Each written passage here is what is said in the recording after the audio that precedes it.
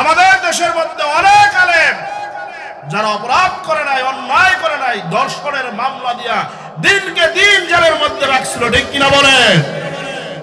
তারা সেই জামানার কাফেরদের অনুসারী, ঠিক কিনা বলেন? ওই আলেমরা ঠিকই রাজার হালতে কথা বলছে, তোমরা সোরের মতো, ইন্দুরের মতো কলা পাতার মধ্যে শুয়াও পালানোর জায়গা পাও নাই, ঠিক কিনা বলেন?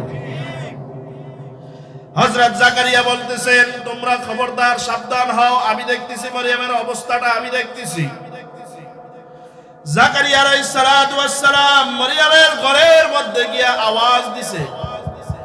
দেশবরেণ্য আলেম দ্বীন মুফতি আমির হামজা বিন হাশেম শারহানি বয়ান পেশ করছেন। মুফতি আমির হামজা বিন হাশেম শারহানি, আমি হযরতকে তার মূল্যবান নসিহত পেশ করার জন্য বিশেষভাবে অনুরোধ জানাচ্ছি। আসসালামু আলাইকুম ওয়া রাহমাতুল্লাহি ওয়া বারাকাতুহু। আলহামদুলিল্লাহ নাহমাদুহু ওয়া নাস্তাঈনুহু ওয়া নাস্তাগফিরুহু ওয়া নু'মিনু বিহি ওয়া নাতাওয়াক্কালু আলাইহি ওয়া নাউযু বিল্লাহি মিন শুরুরি أنفسنا ومن سيئات أعمالنا من يهد الله فلا مضل له ومن يضلله فلا هادي له ونشهد أن لا إله إلا الله وحده لا شريك له ونشهد أن محمدًا عبده ورسوله الذي أرسله الله تعالى بالحق بشيرًا ونذيرًا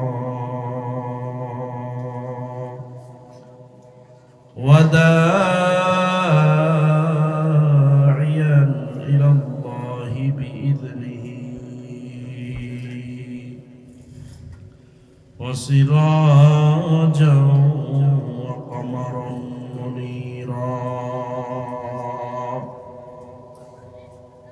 أما بعد فأعوذ بالله من الشيطان الرجيم.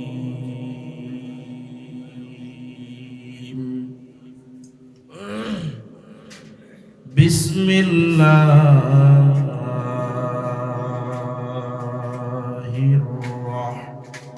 الرحمن الرحيم.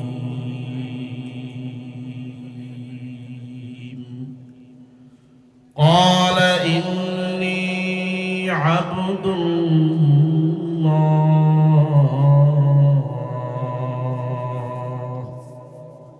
آتاني الكتاب وجعلني مباركا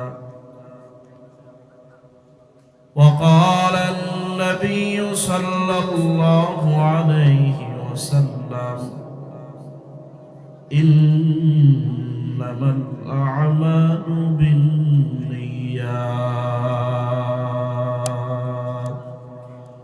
أو كما قال عليه الصلاة والسلام.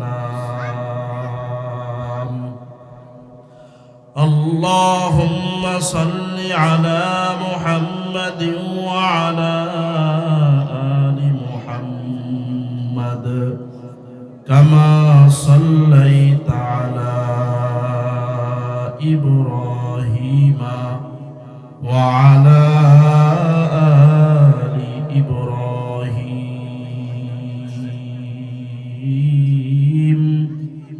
إنك حميد مجيد. اللهم بارك على محمد وعلى آل محمد كما باركت على إبراهيم وعلى آل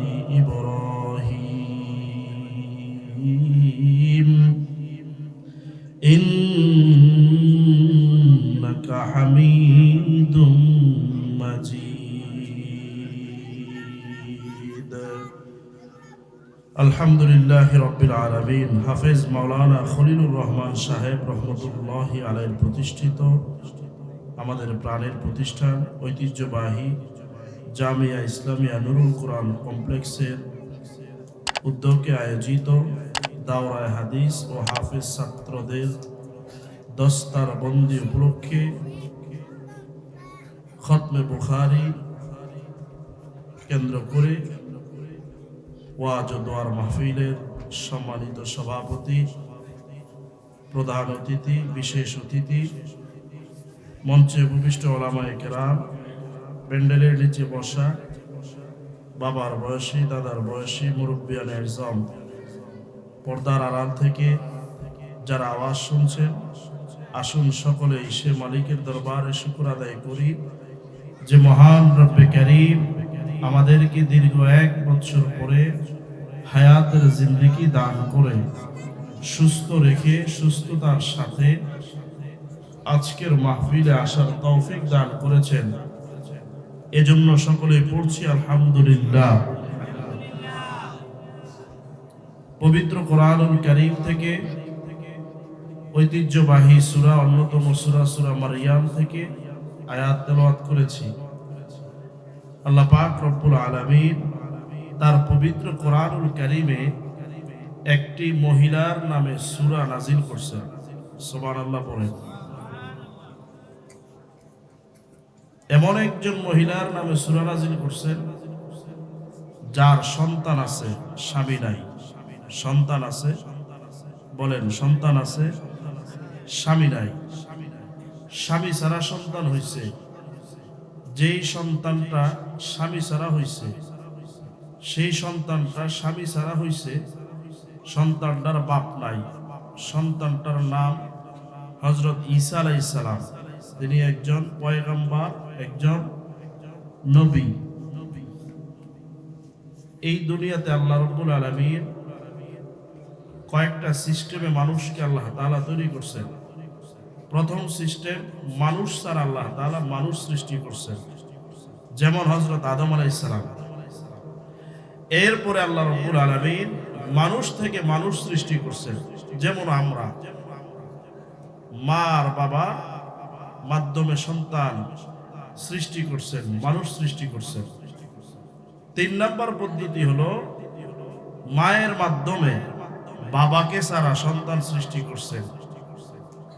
যাকে সৃষ্টি করছেন তার নাম হলো হযরতে ঈসা আলাইহিস সালাম। ঈসা আলাইহিস সালামের মায়ের নাম হলো হযরত মারইয়াম। আমাদের মুরব্বিরা বলেন রাদিয়াল্লাহু তাআলা আনহা, আলাইহিস সালাতু ওয়াস সালাম বলা যায়। আমাদের মুরব্বিরা মুফাসসিরিনে কেরাম রাদিয়াল্লাহু তাআলা আনহা লিখেছেন এবং বলেছেন, এই মরিয়মের নামে আল্লাহ তাআলা একটা সূরা নাজিল করছেন। রাসূলের কোন স্ত্রীর নামে আল্লাহ তাআলা সূরা নাজিল করেন নাই। বেহেশতের সরদারিনী আমাদের রাসূলের কলিজার টুকরা সন্তান হযরতে ফাতেমা রাদিয়াল্লাহু তাআলা আনহার নামে কোন সূরা নাই। এই মহিলাটার নামে আল্লাহ তাআলা সূরা নাজিল করলেন, তার কারণ কি? এই পৃথিবীতে আল্লাহ রাব্বুল আলামিন কোন জায়গায় রহমত দিতে চাইলে, বরকত দিতে চাইলে, ওই এলাকার জন্য রহমতওয়ালা লোক লাগে, বরকতওয়ালা লোক লাগে, এবং রহমত বরকত নাজিল করার জন্য রহমতের জায়গা, বরকতের জায়গা লাগে। এই পৃথিবীতে বিভিন্ন জায়গায় আল্লাহ তাআলা রহমত দিতে চান। হাদিসের ব্যাখ্যায় মুহাদ্দিসিনে কেরাম বলেন, আল্লাহ পাক রব্বুল আলামিন যেই জায়গার ভিতরে রহমত দিতে চান, বরকত দিতে চান, ওই এলাকার মধ্যে আল্লাহ তাআলা দ্বীনি প্রতিষ্ঠান, মাদ্রাসা প্রতিষ্ঠা করেন। সুবহানাল্লাহ পড়েন। যেহেতু আল্লাহ রাব্বুল আলামিন তার দ্বীনি আসমানি এলেমওয়ালা লোকের মাধ্যমে বরকত দান করেন, আসমানি এলেমওয়ালা বরকত, আসমানি এলেমওয়ালা, নবুয়তি এলেমওয়ালা লোক যারা, তাদের মাধ্যমে বরকত দান করেন, সেই কথাগুলো আল্লাহ পাক তার পবিত্র কোরআনুল কারীম সূরা মারইয়ামে উল্লেখ করেন। কোন নারীর নামে কোন সূরা নাজিল হয় নাই। এই মহিলাটার নামে আল্লাহ তাআলা সূরা নাজিল করলেন। তার কারণ কি? তার কারণ হইল হযরত মরিয়ম রাদিয়াল্লাহু তাআলা আনহা তার মা এবং বাবার সৎ ইচ্ছা ছিল। সৎ ইচ্ছার কারণে আল্লাহ বললেন, আমি আমার মারিয়ামের মা এবং বাবার সৎ ইচ্ছাটা সারা পৃথিবীর মানুষের কাছে পৌঁছায় দেওয়ার জন্য, যাতে করে প্রত্যেক সন্তানের মা এবং বাবা এই সৎ ইচ্ছা করতে পারে, এই উদ্দেশ্যে আল্লাহ তাআলা একটি সূরা এই মহিলার নামে নাজিল করলেন। সূরাটার নাম হলো সূরায়ে মারিয়াম। এই সূরার মধ্যে আল্লাহ পাক বলেন, ওয়াদকুর ফিল কিতাবি মারিয়াম, হে রাসূল, হে নবী, আপনি মারিয়ামের কথা আলোচনা করেন, মারিয়ামের কথা বর্ণনা করেন, এই কিতাবে মারিয়ামের কথা উল্লেখ করেন। আমাদের দেশে কিছু লোক আছে, বলে কিছু হুজুর আছে, বক্তা আছে, তারা শুধু কিচ্ছা বলে, কিচ্ছার কথা, ঘটনা। কিচ্ছা শব্দের অর্থ হলো ঘটনা। এই ঘটনার কথা আল্লাহ পাক রব্বুল আলামিন নিজেই কোরআনে বর্ণনা করছেন। সুবহানাল্লাহ বলেন। আমার আল্লাহ বলেন, ওয়াযকুর ফিল কিতাবি মারইয়াম ইয ইনতাবাযাত মিন আহলিহা মাকানান শারকিয়্যা।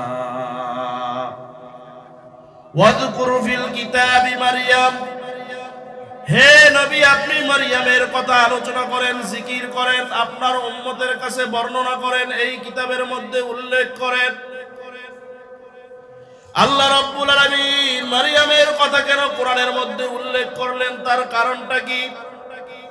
তার কারণ হইল হযরত মারিয়াম রাদিয়াল্লাহু তাআলা আনহার বাবার নাম ছিল হযরতে ইমরান রাহমাতুল্লাহি আলাইহি। ইমরান ছিল তার নাম।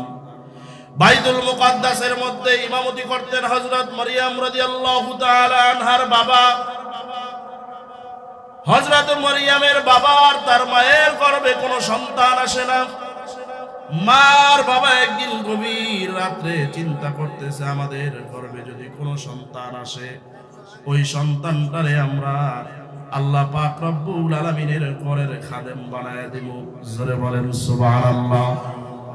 আপনারা অনেক সময় নিয়ত করেন না যে আমার যদি একটা ছেলে হয়, ছেলে তো হয় না, যদি হয় কই দিমু?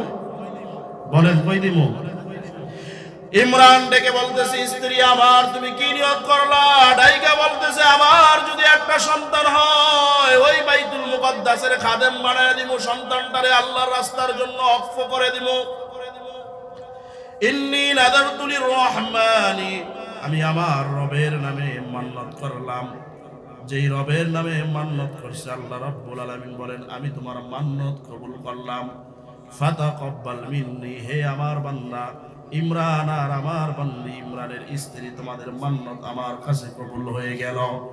হযরত মরিয়মের মায়ের গর্ভে মরিয়ম চলে আসলেন। দেখতে দেখতে দেখতে দেখতে যখন দুনিয়াতে ভূমিষ্ঠ হওয়ার সময় হয়ে গেল, হযরত মরিয়ম রাদিয়াল্লাহু তাআলা আনহা যখন দুনিয়ার মধ্যে আসলেন, মরিয়মের মা মরিয়মকে দেখা মাত্রই তিনি বললেন, ইন্নী ওয়াযাতুহা উনসা, আয় আল্লাহ রাব্বুল আলামিন, তুমি আমার ঘরে এটা কি দিলা? আমি তো নিয়ত করেছিলাম আমার সন্তান হলে বাইতুল মুকাদ্দাসের খাদেম বানাবো। বলেন দেখি, মসজিদে ইমামতি করতে গেলে নারী হইতে হয় না পুরুষ হইতে হয়? কি হইতে হয়? আমারে তুমি একটা সন্তান দিলাম, মাইয়া সন্তান, এটারে যদি আমি মসজিদের খাদেম বানাই, পুরুষের সঙ্গে কিভাবে কাজ করবে? আল্লাহ তুমি আমারে কেন মাইয়া দিলাম? মেয়ে হওয়ার কারণে কিন্তু রাগ করে নাই। আমাদের দেশে 5টা 6টা মেয়ে হয়ে যায়, রাগ করে বউরে পিটায়, বউরে ছাইরা দেয়, আছে না নাই? মরিয়মের মা কিন্তু মেয়ে হওয়ার জন্য রাগ করে নাই। তিনি নিয়ত করছেন, আমি আমার আল্লাহর ঘরে বাইতুল মুকাদ্দাসে আমার সন্তানটারে ওয়াকফ করে দিলাম। এখন দেখি আমার মেয়ে হইছে, কন্যা হইছে, আমি কিভাবে তারে এই বাইতুল মুকাদ্দাসের খাদেম বানাবো? এই জন্য তিনি বললেন, ইন্নী ওয়াদাতুহা উনসা। তৎকালীন নবীর মাধ্যমে আল্লাহ রাব্বুল আলামিন ডাইকা বলতেছেন, ওয়ালাইসা যাকারু কাল উনসা, এ নবী আপনি মরিয়মের বাবা ইমরান আর তার মাকে জানায়া দেন, আমি আল্লাহ রাব্বুল আলামিন যেই মেয়ে দিয়েছি, দুনিয়ার কোন পুরুষ এই মেয়েটার দ্বার প্রান্তে বসতে পারবে না। এইবার খুশি হয়েছে।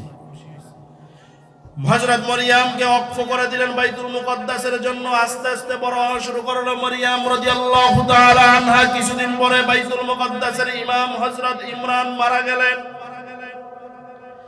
এর কিছুদিন পরে মরিয়মের মাটাও দুনিয়া থেকে বিদায় নিয়ে চলে গেল। কে তার দায়িত্ব নিবে? সবার মধ্যে প্রতিযোগিতা শুরু হয়ে গেল, কারণ মরিয়ম ছিল তৎকালীন সময়ের মধ্যে বিশ্ব সুন্দরী। কিতাবের মধ্যে লেখে তার চাইতে সুন্দর আর কোনো নারী ছিল না।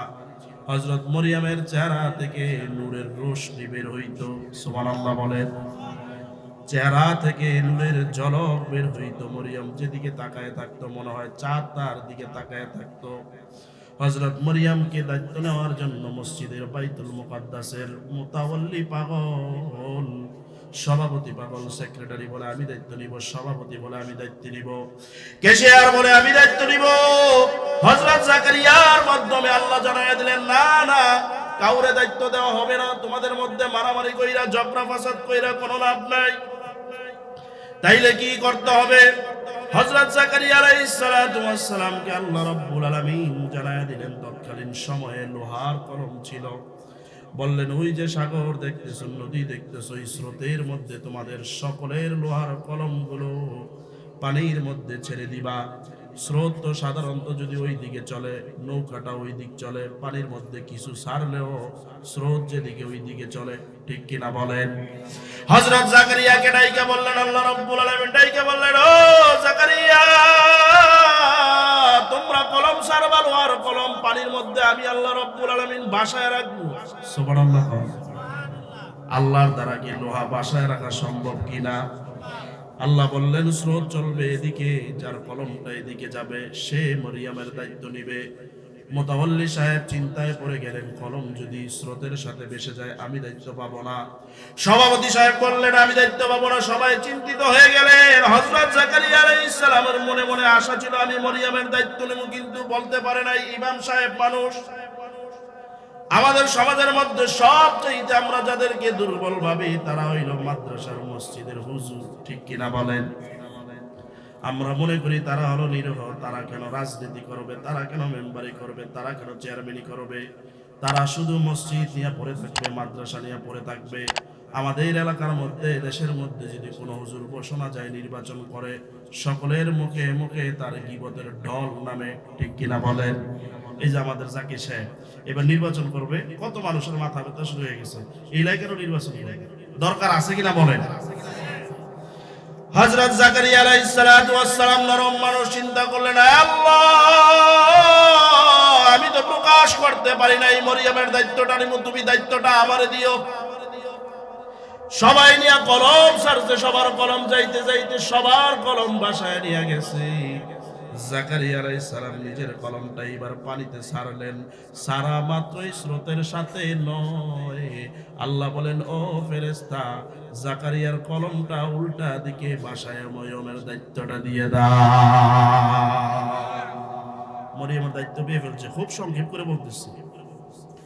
সবাই মিলে বলল, জাকারিয়া তুমি দায়িত্ব পাইছো, তোমার বাড়িতে রাখতে পারবা না। মরিয়মের বাবা বলছিল বাইতুল মুকদ্দাসের খাদেম বানাবে, তারে আমরা খাদেমা বানাবো, তারে একটা বাইতুল মুকদ্দাসের পাশে ঘর বানায় দাও। একটা রুম বানায় দিল। দরজা নাই, যা দরজা আছে জানালা নাই, ভেন্টিলেটর নাই, কোনো ফাঁক ফোকর নাই, একটা ঘর, একটা দরজা, গোসলখানা, বাথরুম বানায় দিলেন।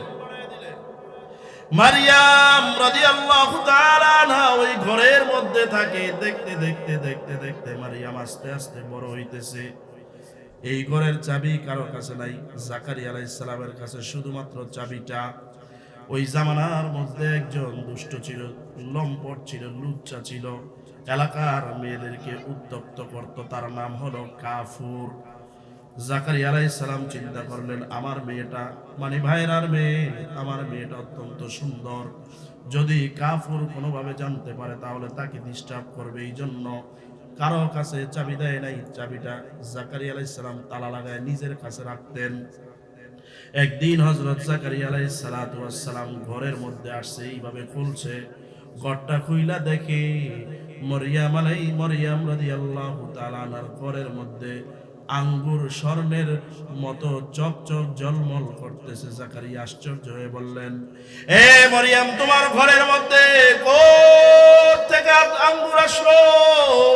এই সময় তো আঙ্গুরের সময় না, এখন তো আঙ্গুরের কোনো সিজন নাই। আমাদের এলাকার 10 গ্রামের মধ্যে কোথাও আঙ্গুর নাই। তৎকালীন সময় ফ্রিজ ছিল না, কোলেস্টোর ছিল না, আঙ্গুর কোথা থেকে পাইলা মরিয়াম? ও মরিয়াম, তুমি আঙ্গুর কোত্থেকে পাইলা বলো? মরিয়াম বলে, মিন ইনদিল্লাহ। কার পক্ষ থেকে পাইছি? জোরে বলেন। আল্লাহর পক্ষ থেকে পাইছি। জাকারিয়া আলাইহিস সালাম এই কথা শুইনা, জাকারিয়া আলাইহিস সালাম বয়স 100 সুই অথবা বেশি হয়ে গেছে। তার মনে চিন্তা আসলো, এই সিজনে আল্লাহ তাআলা আঙ্গুর দিতে পারে, আমার তো সন্তান নাই, আমারও যদি আল্লাহ একটা সন্তান দেয়, যেহেতু সিজনে আঙ্গুর, আমারও সিজন শেষ, সন্তান হওয়ার একটা সময় আছে না নাই? জাকারিয়া আলাইহিস সালাম বললেন, হুনালিকা দা জাকারিয়া রব্বা আল্লাহ, আমার সিজন শেষ, তোমার কিন্তু কোনো সিজন লাগে না। রব্বি হাবলি মিন লাদুনকা যুররিয়াতান তাইয়্যিবা, তোমার কাছে আমার আবদার, তুমি আমার একটা সন্তান দান করো। এমনি দোয়া করতেছেন, মনের আবেগ।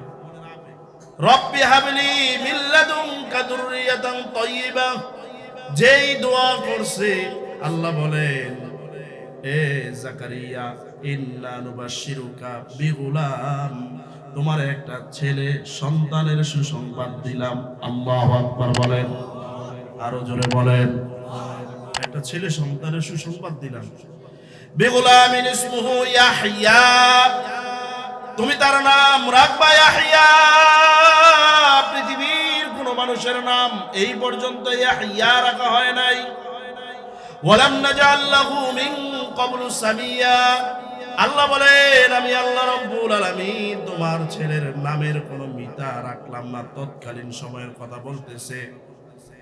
হযরত জাকারিয়া আলাইহিস সালাতু ওয়াস সালাম আবেগ আপ্লুত হইয়া বলতেছে, আয় আল্লাহ, কেমনে সম্ভব?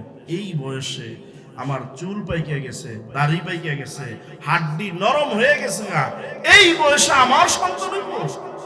তিনি আশ্চর্য এবং আবেগ আপ্লুত, আল্লাহর সাথে আহ্লাদ করতেছে। আল্লাহ বলেন, জাকারিয়া, অবশ্যই সম্ভব। ক্বালা রাব্বুকা হুয়া আলাইয়া হাইয়িন, এটা আমার জন্য পানিবাদ একেবারে সহজ।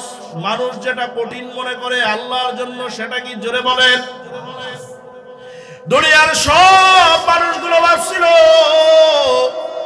14, 16, 15 বছর স্বৈরাচার শাসন করে গেছে, তারে খেদানো সম্ভব না। আল্লাহ হটাইছে কিনা বলেন?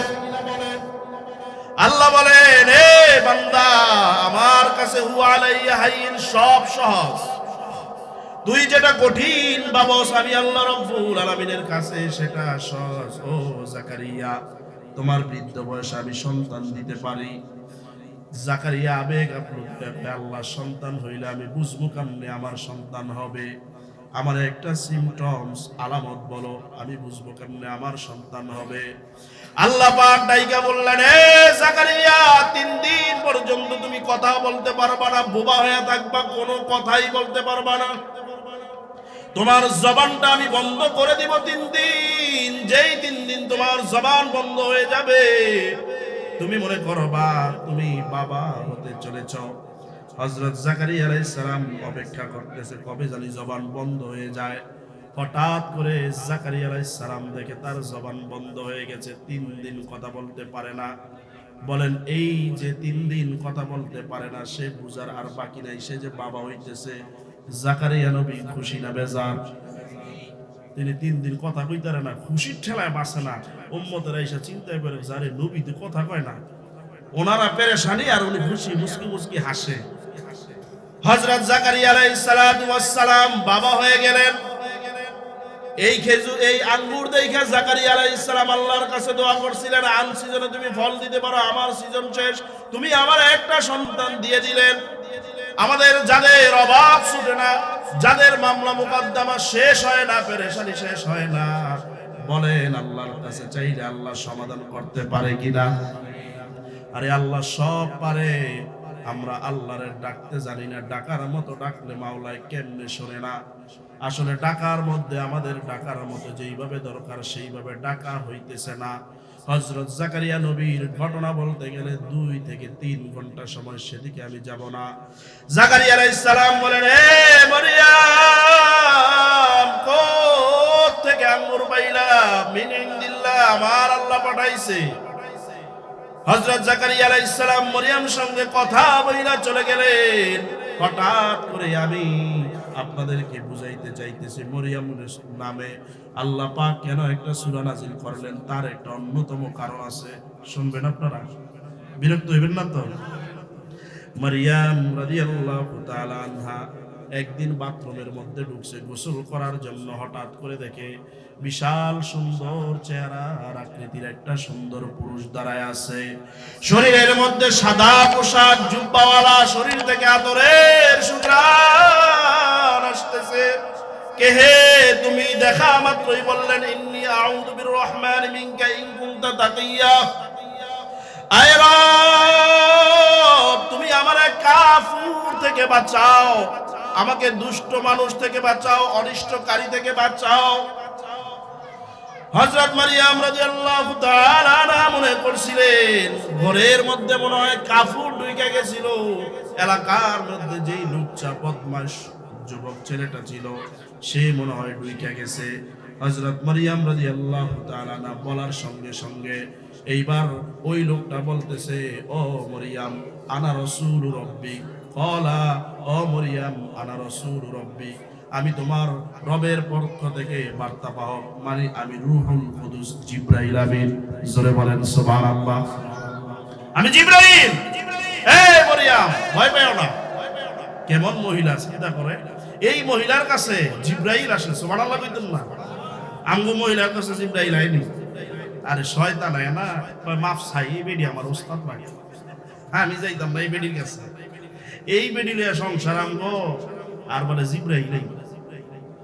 মারিয়াম বলে, তুমি কে? বলে, আনা রাসূলু রাব্বিক, আমি তোমার রবের পক্ষ থেকে বার্তাবাহক, আমি জিবরাইল। কেন আসছো? কয়, আল্লাহ তোমার একটা সন্তান দিতে চায়। কয়, আমার সন্তান? আমার তো বিয়ে হয় নাই। লাম ইয়ামসাসনি বাশার, কোন মানুষ আমারে স্পর্শ করে নাই, কোন মানুষ আমাকে টাচ করে নাই, কোন মানুষ আমাকে ধরে নাই, আমার কোনো বন্ধু নাই, আমার কোনো বয়ফ্রেন্ড নাই, আমার কোনো স্বামী নাই, আমার বিয়ে হয় নাই, আমার সন্তান কিভাবে হবে? জিবরাইল ডাইকা বলতেছেন, কা রাব্বুকা হুয়া আলাইয়া হাইয়িন, একদম সোজা আল্লাহর জন্য। কেমনে সম্ভব? কয়, তুমি একটুখানি হা করো। মারিয়াম রাদিয়াল্লাহু তাআলা আনহা হা করলেন। হা করার সঙ্গে সঙ্গে জিবরাইল একটা ফু দিছে। দেওয়া মাত্রই মারিয়ামের পেটের মধ্যে সন্তান আইসা গেছে। আল্লাহু আকবার, জোরে বলেন। আল্লাহ পারেনি। মারিয়াম রাদিয়াল্লাহু তাআলা দেখতে দেখতে 7-8 মাস হয়ে গেছে। শয়তান এলাকার মধ্যে শয়তানি শুরু করে দিছে। কি শয়তানি? এই খবর রাখছস, মরিয়মের পেটে তো বাচ্চা এসেছে। বাজারে বাজারে গিয়া কইতেছে, মরিয়ম তো একটা ভালো মানুষ। শয়তান কিন্তু ভালো মানুষের পিছে বেশি লাগে, ঠিক কিনা বলে? দেখবেন অনেক মানুষ আমগরে ঠাট্টা করে হইলেও কয়, কি হুজুর মানুষ, শয়তান তো এত বেশি ধরে কেন? শয়তান তো আমগো পিছে লাগিয়ে থাকে। শয়তানের পিছে শয়তান লাগে না।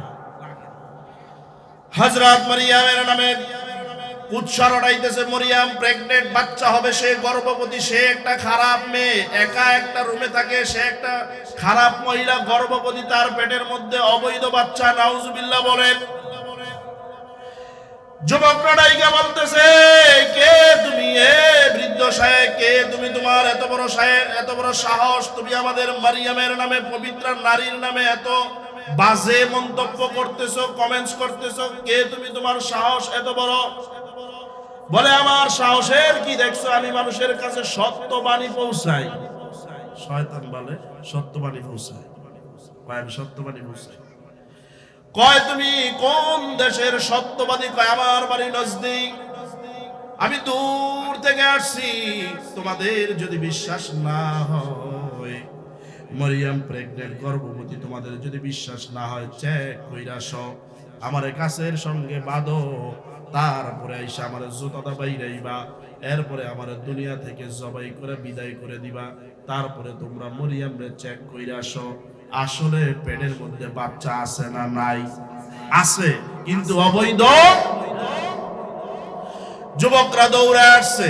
হযরত জাকারিয়া আলাইহিস সালাম বাজারে যায়, ঘাটে যায়, মাঠে যায়, সবাই খালি কয়, এ জাকারিয়া, তোমার মেয়েটা নাকি গর্ভবতী, তোমার মেয়েটা নাকি নষ্টা, তোমার মেয়ের পেটের মধ্যে নাকি বাচ্চা। আপনি হাজী সাহেব মানুষ, বিরাট বড় আলেম মানুষ, ইতালি মার্কেট গেছেন, একজন নায়িকা বলতেছে, হাজী সাহেব তোমার মেয়ে মহিলা মাদ্রাসায় পড়লো, তোমার মেয়ে নাকি পেটে বাচ্চা, বিয়ে হয় নাই, আপনার কি মন লাগবো? খারাপ লাগবে না? হযরত জাকারিয়া আলাইহিস সালাতু ওয়াস সালাম শোনা মাত্রই বলতেছে, খবরদার, কথাবার্তা সাবধানে কবি, জিহ্বাটাই না ছিঁড়া ফেলমু।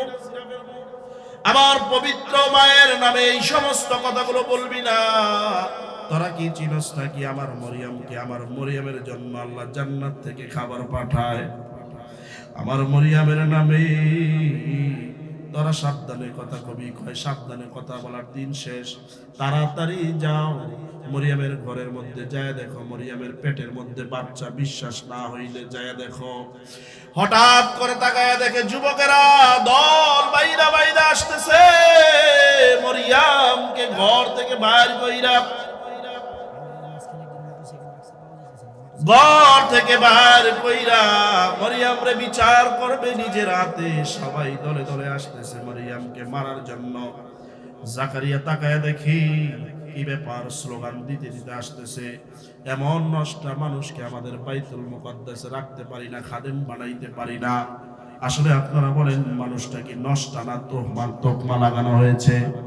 তোকমা লাগানো হয়েছে, অপবাদ দেওয়া হয়েছে।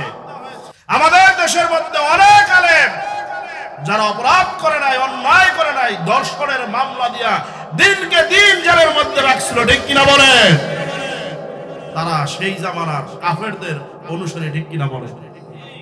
ওই আলেমরা ঠিকই রাজার হালতে কথা বলছে, তোমরা সোরের মতো, ইন্দুরের মতো কলা পাতার মধ্যে শুয়াও পালানোর জায়গা পাও নাই, ঠিক কিনা বলে? হযরত জাকারিয়া বলতেছেন, তোমরা খবরদার, সাবধান হও, আমি দেখতেছি মরিয়মের অবস্থাটা, আমি দেখতেছি। জাকারিয়া আলাইহিস সালাতু ওয়াস সালাম মরিয়মের ঘরের মধ্যে গিয়া আওয়াজ দিছে। মাঠের মাঝখানে কার যেন মোটরসাইকেল, লোকটা পাওয়া যাচ্ছে না। মেহরবানি করে মোটরসাইকেলে সরিয়ে দেওয়ার জন্য কর্তৃপক্ষ অনুরোধ করেছেন। কার মোটরসাইকেল? মেহরবানি করে সরিয়ে দেন। এইভাবে যায় আওয়াজ করছে, কে? বাহির থেকে সালাম দিছে জাকারিয়া আলাইহিস সালাম, আসসালামু আলাইক মা মারইয়াম, আমি তোমার খালু। ওয়া আলাইকুমুস সালাম ওয়া রাহমাতুল্লাহ। খালু হে, কিসের জন্য আসছেন? ও মা, তোমার কাছে আমি একটা প্রশ্ন করতে চাই, তুমি জীবনেও মিথ্যা কথা বলো না, আমি জানি গো মা। ও মা, আজকে তুমি একটা সত্যি কথা বলবা নাকি? কি গো খালু, বলেন কি সত্যি কথা? মাগো, তোমার পেটের মধ্যে নাকি বাচ্চা? বলেন দেখি, বাচ্চা আছে, না করবে কিভাবে? হযরত মারইয়াম ভিতর থেকে কান্নার সুরে বলতেছেন, খালু সত্যি সত্যি আমার পেটের মধ্যে বাচ্চা। যেই বলছে পেটের মধ্যে বাচ্চা, জাকারিয়ার দাঁড়ায় থাকতে পারে নাই, জমিনের মধ্যে দ্রাস করে পড়ে গেছে। ডাইকা বলতেছে, খালু হে, আপনি মনে হয় জমিনের মধ্যে পড়ে গেছেন। কিছুক্ষণ পরে হুশ আসার পরে তাকায়া দেখে কিতাবের মধ্যে দুই ভাবে লেখছে। এক কিতাবের মধ্যে লেখছেন জাকারিয়া আলাইহিস সালাতু ওয়াস সালাম বেহুশ অবস্থায় যখন পড়ে আছে, একদল যুবকেরা আইসা জাকারিয়ারে এমন ভাবে মার শুরু করছে, শয়তান ওদিকে সরায় দিছে। মরিয়মের পেটের মধ্যে বাচ্চা দিয়েছে জাকারিয়া। জোরে বলেন নাউজুবিল্লাহ। এই মরিয়মের রকমটা তো জাকারিয়া করছে। এই খবর শয়তান ছড়ায় দিছে।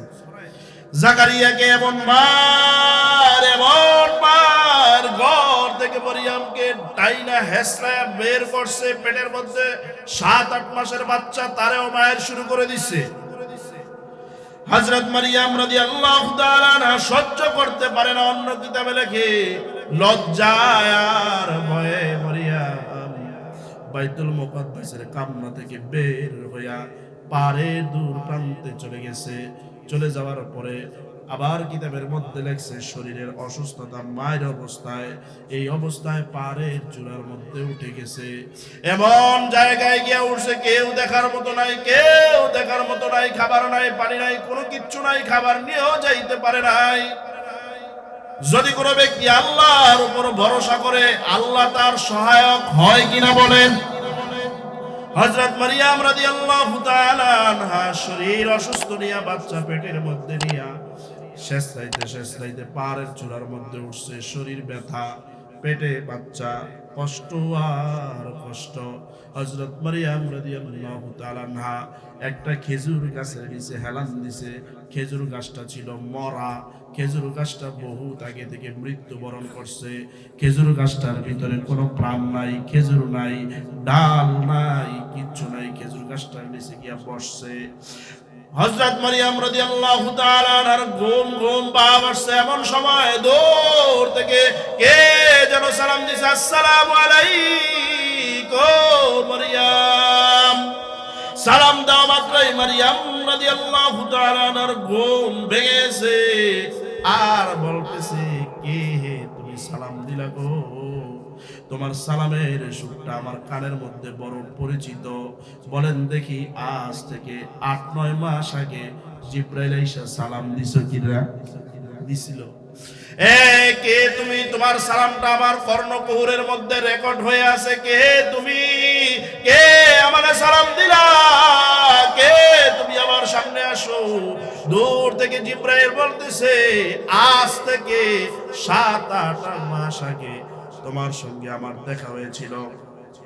এ মরিয়াম, আমি বলেছিলাম আনা রাসূলু রাব্বিক, আমি হইলাম আল্লাহর পক্ষ থেকে বার্তাবাহক। এ মরিয়াম, আজকে আমি আল্লাহর পক্ষ থেকে আসছি। ও জিবরাইল, কেন আসছেন বলেন? বলে তোমারে সাহায্য করতে আসছি। কি সাহায্য করবেন? বলে আমার শরীরের মধ্যে ব্যথা, আমি সহ্য করতে পারি না, আমাকে মাইরা দইরা শেষ করে ফেলছে। হযরত মারিয়াম রাদিয়াল্লাহু তাআলা আনহাকে জিবরাইল ডাইকা বলতেছে, মারিয়াম তোমার শরীরের মধ্যে ব্যথা আঘাত করছে, তোমার শরীরের মধ্যে কষ্ট, তোমার শরীরের মধ্যে ব্যথার শেষ নাই। এই জন্য আমারে আল্লাহ রাব্বুল আলামিন পাঠাইছে। কয় কি করার জন্য পাঠাইছে? কয় তোমার পিছনে দেখো একটা খেজুর গাছ আছে। তাকাইছে, তাকায় দেখে মরা। কয় আমার পিছনে যেই খেজুর গাছটা আছে আমি শুরু থেকেই দেখতেছি এই খেজুর গাছটা মরা। জিবরাইল বলেন, ও মারিয়াম, এই খেজুর গাছটার মধ্যে স্পর্শ করো। কিতাবের মধ্যে লেখে হযরত মারিয়াম খেজুর গাছটার মধ্যে স্পর্শ করা মাত্র এই গাছটা জীবিত হয়ে গেছে। শুধু জীবিত হয় নাই তো, গাছটা জীবিত হইছে, ডাল হইছে, ডালের গোড়ায় গোড়ায় খেজুর হইছে, খেজুর পাইকা গেছে। জোরে কোন সুবহানাল্লাহ। এইবার জিবরাইল বলতেছে, মরিয়াম তুমি খেজুর গাছ থেকে ফাকুলি ওয়াশরাবি ওয়া কররি আইনা। এ মরিয়াম, খেজুর খাও, তোমার শরীরের মধ্যে নাপা ঢুকবে, ভিটামিন সি ঢুকবে, ভিটামিন ডি ঢুকবে, ভিটামিন ই ঢুকবে। উদাহরণস্বরূপ ওয়াকররি আইনা, তোমার চক্ষু শীতল হবে, শরীরে শক্তি আসবে। তুমি খেজুর খাও, খেজুর পারো। মারিয়াম বলে, মোটেই শরীরের মধ্যে শক্তি নাই, পেটে বাচ্চা লড়তে পারি না, তুমি বলো আমারে খেজুর পারতে। জিবরাইল বলে, গাছটার মধ্যে স্পর্শ করো, ভূমিকম্প মারানোর দায়িত্ব আমার। আল্লাহু আকবার বলেন। আরে গাছের মধ্যে স্পর্শ করো না, এটা ভূমিকম্প দেওয়ার তো দায়িত্ব আমার। রাসূলকে আল্লাহ বলেন, হাবিব বালু নেন, পাথর নেন, মাত্র সারেন, কাফেরদের চৌকে পৌঁছা দেওয়ার দায়িত্ব আমার। ঠিক কিনা বলে? ওলামায়ে কেরাম তো সেই আদর্শবান হয়ে একা থাকলেও উচ্চ কণ্ঠে, বলিষ্ঠ কণ্ঠে, কারাগারের ভয় না করে ইসলামের পক্ষে কথা বলে। ঠিক কিনা বলে? তুমি গাছের মধ্যে স্পর্শ করো, টাচ করো, গাছের মধ্যে টাচ করা মাত্র এই ভূমিকম্প দেওয়ার দায়িত্ব আমার। যে টাচ করছে গাছটা এইভাবে কাঁপা শুরু করছে। আল্লাহু আকবার বলেন। খেজুরগুলো পড়া শুরু করছে। মারিয়াম খেজুর খায়, খেজুর খায়, শরীরের মধ্যে শক্তি আসে। জিবরাইল চলে গেছে, আবার তন্দ্রা পাপ আসছে। কিছুক্ষণ পরেই হযরত ঈসা আলাইহিস সালাম দুনিয়ার বুকে ভূমিষ্ঠ লাভ করেছে। হযরত ঈসা আলাইহিস সালামকে লালন পালন করতেছে। খুব সংক্ষেপ করে বলি, একদম সময় দ্বার প্রান্তে যেই কথাটা বুঝাতে চাচ্ছি, আল্লাহ পাক রব্বুল আলামিন মরিয়মকে বললেন, ও মরিয়ম, আবার তুমি ফাদাত বি কওমাহা তাহমিলু, তুমি আবার তোমার কওমের মধ্যে যাও। মরিয়ম বলে, যেই পিটান পিটাইছে, বেইজ্জতি করছে, আবার আমি আমার কওমের মধ্যে যাব, আল্লাহ তাদেরকে আমি কি উত্তর দিব? তারা যদি জিজ্ঞাসা তোমার পেটের বাচ্চা, এই সন্তানটা কোত্থেকে আসলো, আল্লাহ বলেন তুমি বলবা আমি মান্নতের রোজা রাখছি। তৎকালীন সময়ে নিয়ম ছিল রোজা রাখলে কথা বলা যাইতো না, ইশারায় কথা বলতে হইতো। আল্লাহর রাসূলের বরকতে বর্তমানে আমাদেরকে আল্লাহ পাক কিন্তু সেই নিয়মটা দেয় নাই। যদি সেই নিয়মটা দিতেন, ইশারায় কথা বলতে হবে, বিপদ বাড়তো না কমতো। ব্যবসায়ীর কাছে গেছেন, শাড়ির দোকানে গিয়া বলছেন ইশারা দিয়া, ভাই শাড়িটা দাও। দোকানদার আপনারে কইব লালটা ধরে এইটা দিমুনি, কথা তো নিষেধ, আপনি সে দিব আরেকটা। এরপরে দাম জিগাইতেন কত, সে যদি বলতো 3000, আপনি মনে মনে ভাবতেন 300। কইতো যে শালার শাড়ি লইয়া যেই বিপদে পড়ছি, ঘুষাঘুষি লাগিয়া পড়তো দোকানদার আর কাস্টমার। এই বিপদ থেকে আল্লাহ বাঁচাইছে, খুশি না বেজা? হযরত মারিয়াম ডাইকা বললেন, ওই জায়গার মধ্যে গেলে আমাকে তারা আবার বেইজ্জতি করবে, আমি কি করব? বলে তুমি বলবা আমি রোজা রাখছি, চুপচাপ থাকবা, কোনো কথা বলবা না। ঠিক আছে। ওই জায়গার মধ্যে, এলাকার মধ্যে গেছে, যাওয়ার পরে লোকেরা বলে, এ মরিয়াম, তুমি তোমার কোন মুখ নিয়ে আমাদের কাছে আসছো? এ মরিয়াম, ইয়া উখতা হারুন, তুমি তো হারুনের বোন। মরিয়ামের বাবার নাম নিয়ে বলতেছে, তুমি ইমরানের মেয়ে, জাকারিয়ার ভাগ্নি, কলিজার টুকরা, তুমি কেমনে এই খারাপ কাজটা করলা? এক একজন এক এক কথা বলতেছে। মরিয়াম সহ্য করতে পারে না, ফাশারাত ইলাই, বাচ্চাটার দিকে ইশারা করে। মানুষ বলে তুমি না হারুনের বোন, বাচ্চাটা এমনি হেডার দিকে চায়, যেই কয় হেডার দিকে চায়। আবার কয় তুমি না ইমরানের মেয়ে, তার দিকে বড় করে চোখ করে তাকায়। আবার কয় তুমি না জাকারিয়ার মেয়ে, তার দিকে তাকায়। মরিয়ম কয় আমি আর সহ্য করতে পারি না। আল্লাহ বলেন ফাশারাত ইলাই, ইশারা করো। যেই ইশারা করছে, মানুষগুলো খেপে গিয়ে বলতেছে, ক্বালু কাইফা নুকাল্লিমু মান কানা ফিল মাহদি সাবিয়্যা। এ মরিয়ম, বাচ্চা কি কথা কইতারে? ফাজলামি হইছো।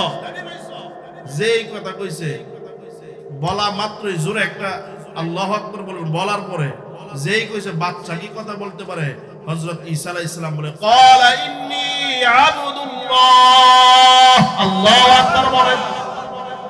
এ দুনিয়ার মানুষ, আমার মানে কলঙ্কিত করবা না, কলঙ্কিত বলবা না, আমার মানে কোনো তোকমা লাগাইবা না, অপবাদ দিবা না। আমি আল্লাহর বান্দা, আল্লাহর দাস।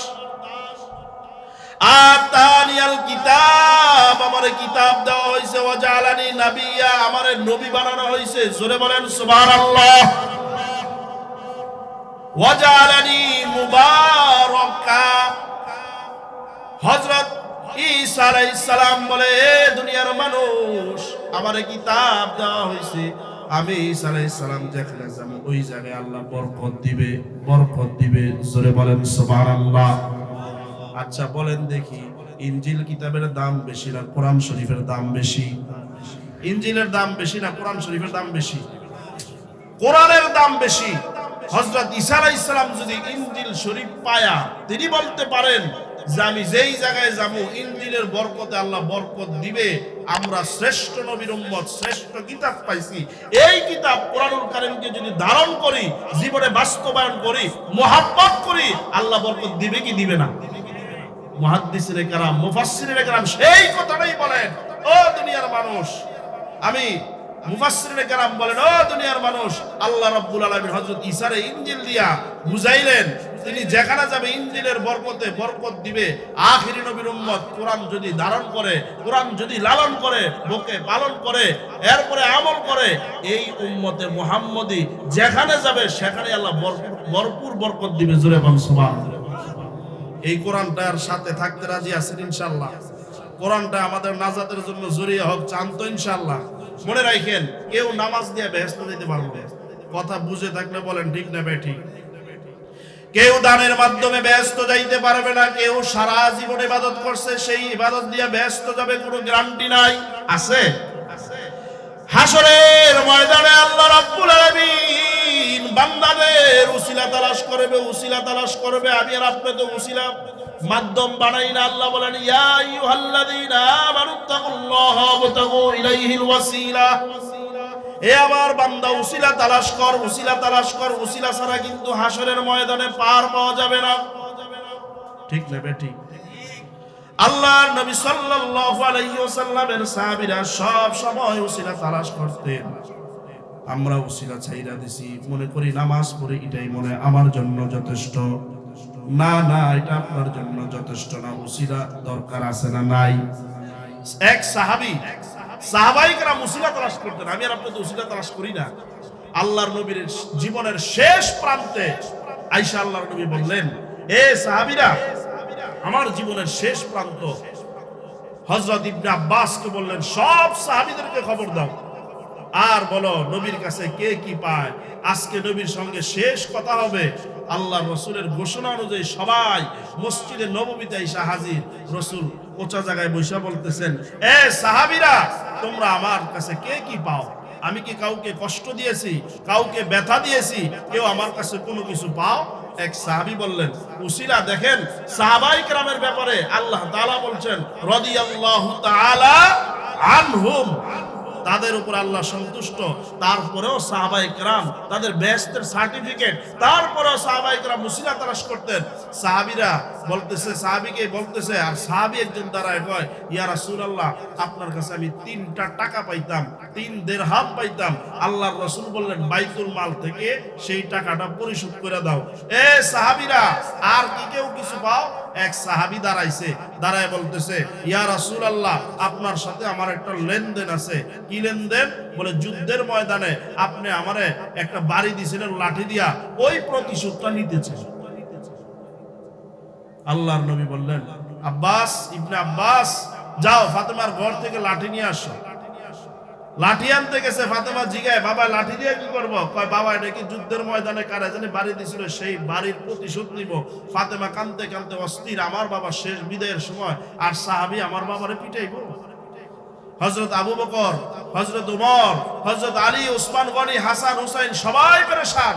ফাতেমা বলছে, তাড়াতাড়ি যা, তোর নানারে যেন পিটান না দিতে রে, নানার সামনে যায় বোক পাইতা দিবি, কেউ যেন তোর নানারে আঘাত করতে না।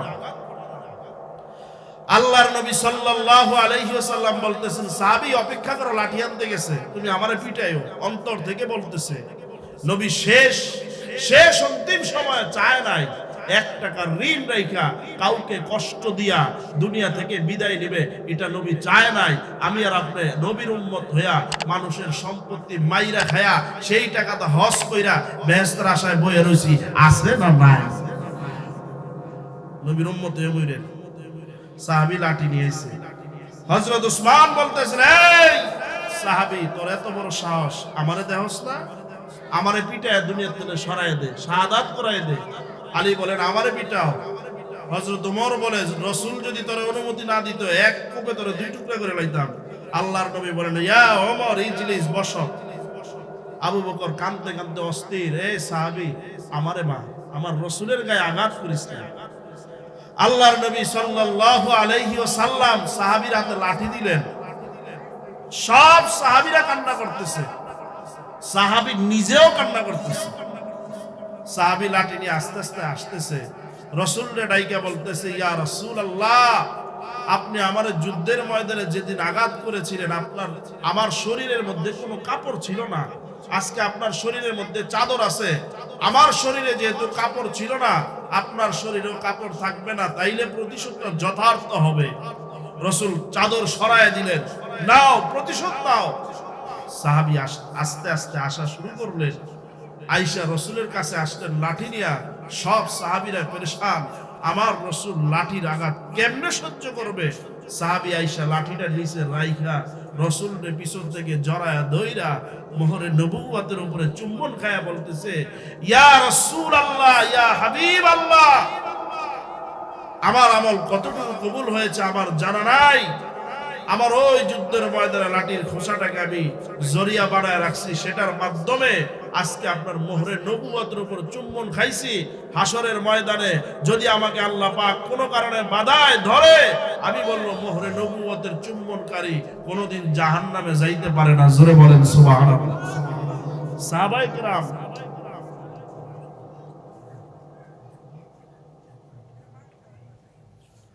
সাহাবায়ে কেরাম এইভাবে উসিলা তালাশ করছে। যদি সাহাবায়ে কেরাম জান্নাতের সার্টিফিকেট পায়া নিষ্পাপ হওয়ার পরেও এইভাবে উসিলা তালাশ করে, আপনার আমার উসিলা তালাশ করার দরকার আছে না নাই?